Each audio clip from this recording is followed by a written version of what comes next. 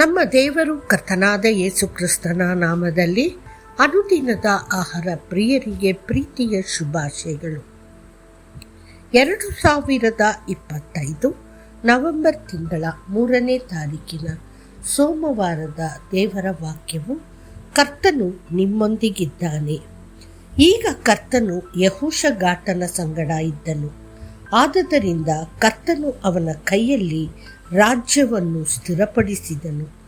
ಎಲ್ಲ ಯೆಹೂದದವರು ಯೆಹೋಷಾಫಾಟನಿಗೆ ಕಾಣಿಕೆಗಳನ್ನು ಕೊಟ್ಟರು. ಅವನಿಗೆ ಹೇರಾಳವಾದ ಸಂಪತ್ತು ಮತ್ತು ಘನತೆ ಉಂಟಾಯಿತು. 2 ಪೂರ್ವಕಾಲ ವೃತ್ತಾಂತ 17, 3 ಮತ್ತು 5. ಇಂದು ಅನೇಕ ಜನರು ಸಂಪತ್ತು, ಗೌರವ ಮತ್ತು ಸಮೃದ್ಧಿಯ ಹಿಂದೆ ಓಡುತ್ತಾರೆ. ಆದರೂ ಅವರು ಎಷ್ಟೇ ವೇಗವಾಗಿ ಅವುಗಳನ್ನು ಬೆನ್ನಟ್ಟಿದರೂ ಈ ಆಶೀರ್ವಾದಗಳು ಹೆಚ್ಚಾಗಿ ದೂರ ಹೋಗುವಂತೆ ತೋರುತ್ತದೆ. ಯೆಹೋಷಾಫಾಟನು ಆಶೀರ್ವಾದಗಳನ್ನು ಬೆನ್ನಟ್ಟಲಿಲ್ಲ. ಬದಲಿಗೆ ಸಂಪತ್ತು ಮತ್ತು ಗೌರವವು ಅವನನ್ನು ಹುಡುಕುತ್ತಿತ್ತು. ರಹಸ್ಯವೇನು? ಸತ್ಯವೇದವು ಉತ್ತರವನ್ನು ನೀಡುತ್ತದೆ. ಕರ್ತನು ಯೆಹೋಷಾಫಾಟನೊಂದಿಗೆ ಇದ್ದನು. ನೀವು ಆಶೀರ್ವದಿಸಲ್ಪಡಲು ಬಯಸಿದರೆ ಕರ್ತನು ನಿಮ್ಮೊಂದಿಗಿರಬೇಕು. ಆತನು ನಿಮ್ಮೊಂದಿಗಿರುವಾಗ ಸಂಪತ್ತು, ಗೌರವ ಮತ್ತು ಮಹಿಮೆ ನಿಮ್ಮನ್ನು ಹಿಂಬಾಲಿಸುತ್ತದೆ.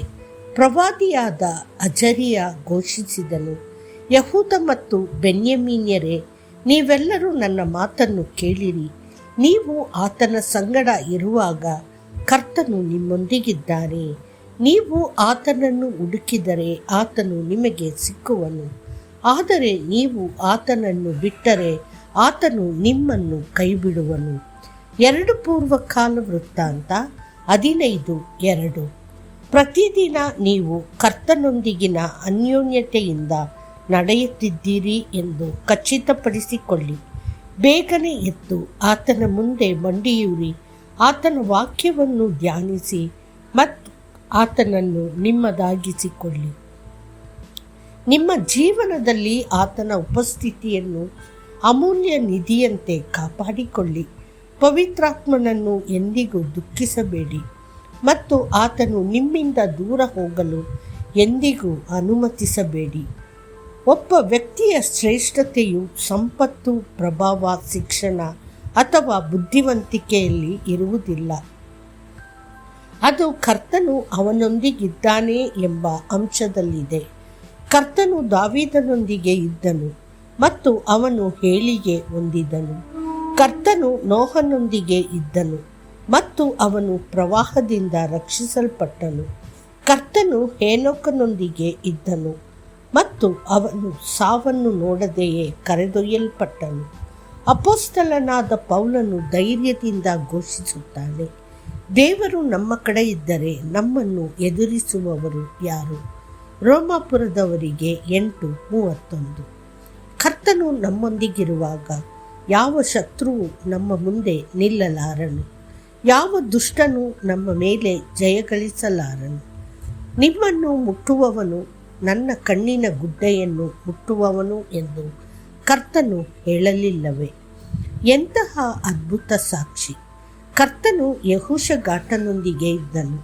ಲೋಕವು ನಿನ್ನನ್ನು ನೋಡಿ ಕರ್ತನು ನಿನ್ನೊಂದಿಗಿದ್ದಾನೆಂದು ನೋಡಲಿ. ಆತನ ಸಾನ್ನಿಧ್ಯ ಮತ್ತು ಮಹಿಮೆ ನಿನ್ನ ಮುಂದೆ ಹೋಗಲಿ. ಆತ್ಮನ ವರಗಳು ಮತ್ತು ಶಕ್ತಿ ನಿನ್ನಲ್ಲಿ ನೆಲೆಸಲಿ. ಆತನ ಪುನರುತ್ಥಾನದ ನಂತರ ಯೇಸು ತನ್ನ ಶಿಷ್ಯರೊಂದಿಗೆ ಇದ್ದನು ಮತ್ತು ಲೋಕವು ಅದನ್ನು ನೋಡಿತು ಮತ್ತು ಅವರು ಹೊರಟು ಹೋಗಿ ಎಲ್ಲೆಡೆ ಸಾರಿದರು.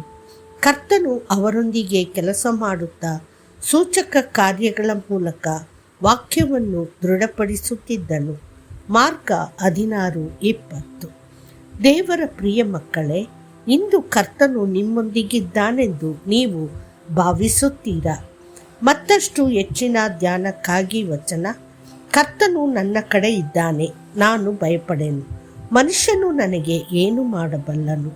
ಕೀರ್ತನೆ 118:6. ಕರ್ತನು ನಿಮ್ಮನ್ನು ಆಶೀರ್ವದಿಸಲಿ. ಆಮೇನ್.